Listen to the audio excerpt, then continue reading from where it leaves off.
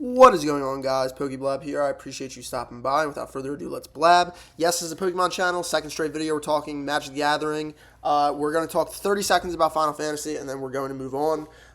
This was my first foray into Magic the Gathering, and I don't know. We're looking at a box that has gone up $50 to $100 a day for the last week since release. It's kind of going parabolic. I don't know what to think about it. Not financial advice. Could this go higher? Sure. Could it go lower? I don't know. People are $1,300 for this box. I mean, $1,300, right?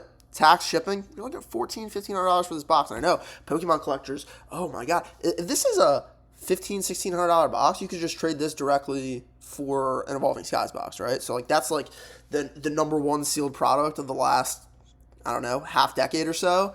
And Magic just pumped out a product that within a week is, the same price. Anyway, we know that it's expensive. You got all of these Traveling Neon borderless chocobos.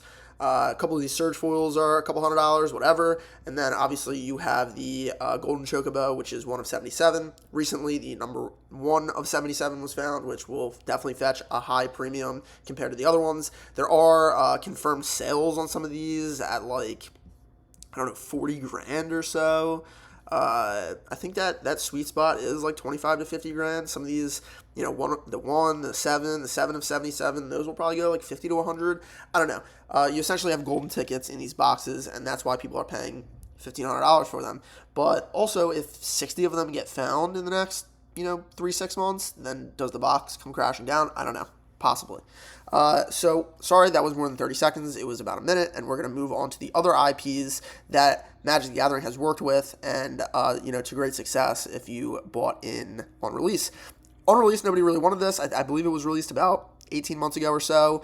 TCG only goes back a year. $450, let's call it $500 shipped a box.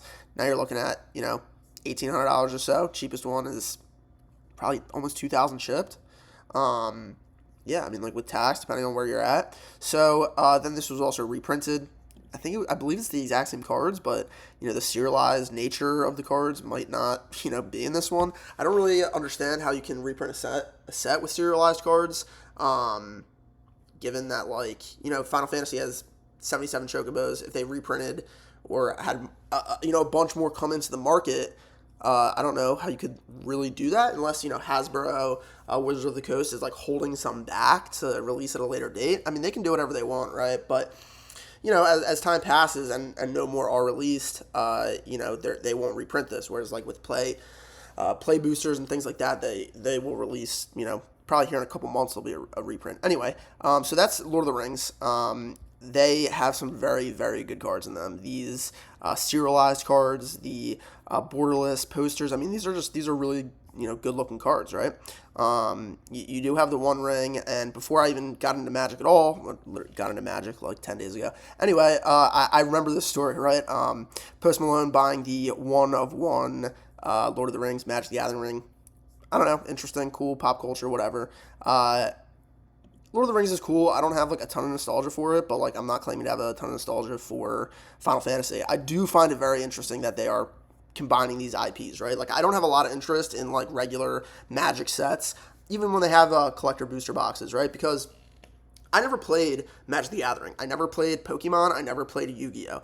But to this day, I do the same thing. When I was 6, 7, 8, 10 years old, I was ripping open Pokemon packs because they were collectibles to me. I never played the game. I never had interest in playing the game. And when I say play the game, I mean the card game, right? I've obviously played some of the video games and things like that. But even when I was opening them when I was younger, I was, sorry to say, but I was appreciating the art, the collectability, the trading with friends.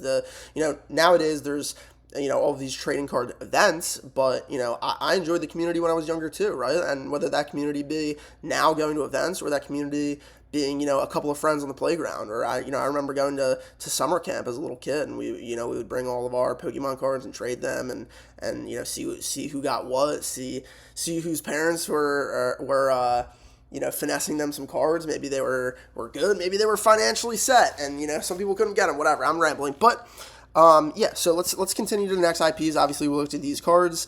We looked at this. The next IP is Fallout. I remember Fallout. I grew up on Fallout. I have nostalgia for Fallout also. This is a really cool looking box to display, to collect, whatever. Looking at $1,000 a box, same kind of thing. this was $500 a box a year ago, maybe $600 a box, and now it's $1,000. We'll move on, or first we'll look at the serialized cards. Serialized cards will cause this to skyrocket. All right, I'm not gonna say skyrocket. It's been at about $1,000 for a few months here, $900 to $1,000. But serialized cards are very enticing, and no, I don't know how many of these have been pulled and how that. I know that pulling them does correlate to the box price, but I don't know how many of these have been pulled, and that will go, the same for Doctor Who. Again, no nostalgia here. I just find it interesting that they're doing these combined IPs. $350 shipped for a box. People were not really into this on release, kind of trading in the mid 200s or so, and has not really blasted to the 500, 1,000 range, even though they do have some serialized cards. Again, I have no idea who these people are. I don't watch this show or have any interest in this IP, but I do in Assassin's Creed, just like, Fallout, Assassin's Creed. I grew up on some of these video games. I remember camping out at GameStop for Modern Warfare 2 and, playing online with my friends and things like that. I have nostalgia for a lot of these old video game IPs, right? Not necessarily old. I know Final Fantasy is still going on. I know Assassin's Creed is still going on, Call of Duty, all of those things. Fallout. Fallout has a show now. All of these things are happening with this IP, but they're nostalgic to me, right? Like, Nostalgianomics is an absolute goofy, goober, hyper shill. But that is a great name, right? Because there are finances and economics that go into these kind of things. We're looking at the charts. We're looking at TCG Player. You are watching a video on YouTube right now about these cards, right? So there's finance that goes into it, but it's the nostalgia that really gets it for me. Like, the nostalgia factor is, off the charts with some of this product. For Pokemon, I do find it very impressive that they have not had to do these IP collaborations or serialized cards to still, really pump into the market. But again, it's nostalgia there too. It's one of the greatest assets in marketing is nostalgia, right? These brands, these IPs are interesting to me. Now, I'm not going and buying a Doctor Who box, right? Because that's not interesting to me. I'm not buying a Bloomborough or all these sets that Wizard of the Coast just comes up with or whatever. I like connecting with these IPs. It's what I like to collect. I do think it probably will go up in time. Final Fantasy just tore the roof off, the cardboard world as a whole. So I do think Magic for collectors and not just game players is really going to start taking off. In this modern wave. I'm not saying things that people don't already know. I know Magic was very down for a while, then up, then down, just like Pokemon. But, as someone that has just come into it from Final Fantasy, now I'm, seeing all of these different boxes that connect to other IPs that have nostalgia to me. It's very, very interesting. And for Assassin's Creed, even though nobody likes it, I think this was released around, over 300 at release, and then just kind of crashed, low twos. Now it's kind of like the high twos. My LGS has this at 225. I always say at some point I'm going to walk in there and just ask for 3 or 4 of them at 200, and they'd probably be cool with that. But I do think that for the people still here, Assassin's Creed has some of the coolest serialized cards that I've seen for any Magic.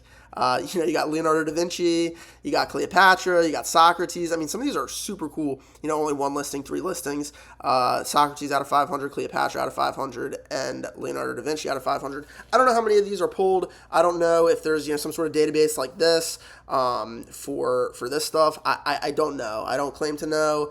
I just think it's a cool concept. These are some of the coolest cards I've seen in Magic. Again, as a collector, not a game player. And yeah, I think it's cool. I do know that Magic has done the secret layers, which are, like non-standard sort of releases. Oh, geez, we're going too far. Secret layers, they have SpongeBob, right? Like they have Mr. Krabs, Plankton, like, they do secret layers collaborating with different IP all the time.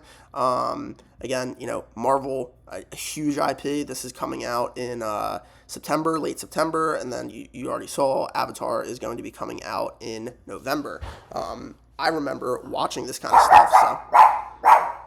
Hey, calm down. Alright, my dog is letting me know I gotta get out of here, so I appreciate y'all stopping by. These IPs are amazing, and I guess I'd like to become part of the Magic community now, so... Appreciate y'all stopping by. Like, comment, subscribe. Tell me how much of a goofy I am in the comments, and I'll see you in the next one.